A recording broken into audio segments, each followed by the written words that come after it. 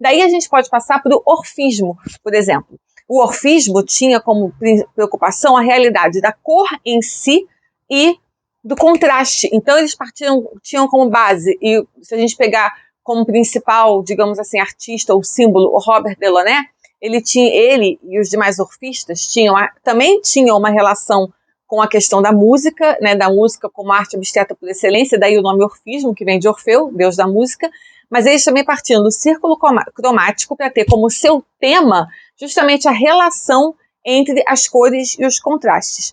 Depois tem o Mondrian, que tinha também uma preocupação em verdades essenciais, e daí ele tentou fazer a redução ao máximo, reduzir a verdade ao máximo possível, ou melhor, reduzir o máximo possível para chegar às verdades mais essenciais do espírito e do conhecimento humano. Então, tudo poderia ser processado em linhas verticais ou horizontais, tanto fizesse, que revelassem a verdade do mundo através de oposições binárias. E isso também tem a ver com a filosofia da linguagem, com a própria filosofia, com a própria teoria musical. A música é composta, né, ela existe através de oposições binárias, assim como a linguagem em si. E se você pensar em estrutura de linguagem, e com a própria linguagem de computador, que também é feita, né, existe através de oposições binárias. Depois, com a Primeira e a Segunda Guerra, vieram movimentos artísticos que tinham como uma base muito grande a negação ao mundo material, que estava sendo evidentemente devastado pela guerra. Então a arte começou a aparecer com preocupações mais espirituais, mais filosóficas, mais transcendentes, mais cosmológicas, não tanto com essa preocupação de olhar para o mundo real. O Paul Klee, inclusive, que serviu na Primeira Guerra no exército alemão, ele disse: quanto mais horrível o mundo se tornar, mais abstrata a arte se tornará. Por quê? Porque quanto mais horrível o mundo estiver, mais a arte vai negar o mundo material, o mundo real, o mundo concreto, e vai olhar para outras esferas de existência, e mais ela vai, em vez de tentar imitar a realidade, negar a realidade. E também, com a Segunda Guerra, muitos artistas europeus se mudam para os Estados Unidos, fugindo da guerra, principalmente para Nova York, onde surge o expressionismo abstrato. E o expressionismo abstrato, do Pollock, do de Kooning, do Rauschenberg, do Rothko, ele tinha também uma atenção para mitos e para culturas arcaicas. O Pollock, inclusive, estudava muito as culturas indígenas nativas norte-americanas, e eles também tinham essa preocupação com o eterno na mente humana, né, com a essência universal da mente humana, né, quais eram as verdades universais imutáveis no espírito humano, aquilo que atravessava o tempo, que atravessava a matéria, que atravessava a história. E então, qual seria a essência mais pura do espírito humano em todos os tempos? Era um projeto muito ambicioso, né, assim, a atemporalidade do espírito humano.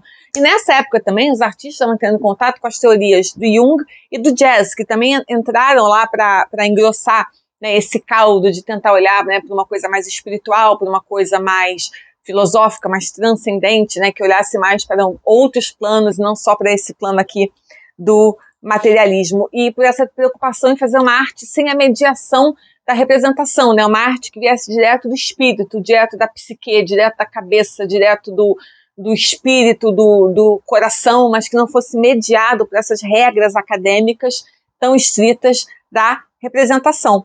E além disso, vendo essa linha do tempo, a gente consegue perceber também que a abstração é muito variada, chegando até aos dias de hoje. E outras técnicas entraram para também engrossar, né, e deixar mais rica e mais variada a arte não figurativa, né? Então as colagens, as impressões, a videoarte, enfim, você tem depois vários tipos de a própria performances, a própria arte conceitual, várias formas de arte não representativa que vem mostrar o quão a arte não representativa ou não figurativa, quão rica e o quão expansiva ela é, como ela também traz vários tipos de linguagens diferentes que tornam a expressão artística possível para só além daquele meio figurativo. E ela não é mais, ela tem inclusive muitas origens e muitos fins, e ela acabou entrando para o mainstream, sendo absorvida de dada maneira que hoje em dia ela não é nem mais uma escolha iconoclasta, digamos assim, ela é apenas mais uma forma de expressão artística entre muitas outras. E como toda arte, ela pode ser boa, ela pode ser ruim, ela pode ser uma furada, pode ser uma pegadinha, pode ser uma palhaçada completa ou pode ser maravilhosa. E Então, assim, né, para além do valor em si, ela pode ter valor ou não, como uma arte figurativa clássica pode ter valor ou não, ou mais ou menos, né, se você pensar de forma comparativa. E ela tem também uma outra particularidade, que é o fato de como muita coisa nela não está dada, ela pode ser completa pelo espectador, né? Como é diferente quando você vê uma coisa totalmente figurativa, mais clássica, mais estrita, muita coisa ali já está dada, muita informação já está dada. Na arte não figurativa ou na arte não representativa. Não representativa,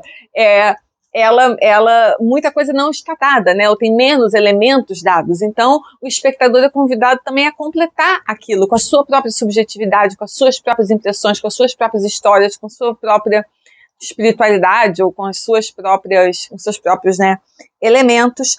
E muitos meios nossos de relação com o mundo são abstratos, né? A religião é abstrata, os mercados, as moedas, os sistemas de valores, a linguagem, os sistemas políticos,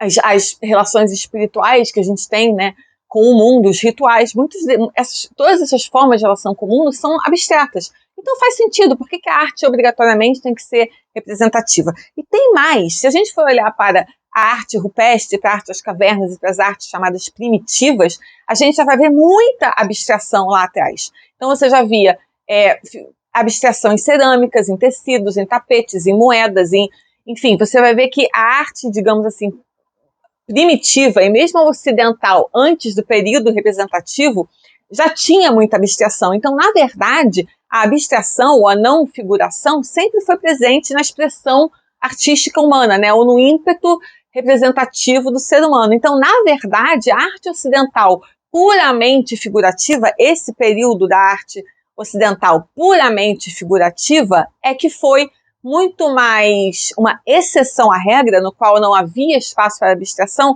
do que a regra em si. Porque se a gente for olhar para a arte do mundo fora do período ocidental e for olhar para, como eu falei, desde as cavernas e as artes todas primitivas ou rupestres, né, a abstração sempre esteve lá. Então, seja, né, se a gente pensar na abstração pela Bauhaus, que se funde com o design, com o craft, né, com o artesanato, com os objetos utilitários, seja pela pop art, enfim, ou mesmo a op, né, que brinca com a ilusão de arte. Eu dei aqui só vários exemplos para a gente ver como a arte abstrata também é tão diversa, tão diferente entre si, né, tem vários modelos, várias proposições, que ela não é em si mesma mais ou menos valorosa ou mais ou menos rica do que a arte figurativa, e que, na verdade, não é ela que é a exceção, mas é que a obrigatoriedade da arte figurativa é que é, sim, uma exceção à regra, digamos assim, universal. Espero que tenham gostado. Se vocês têm interesse nesses outros vídeos que eu falei que vão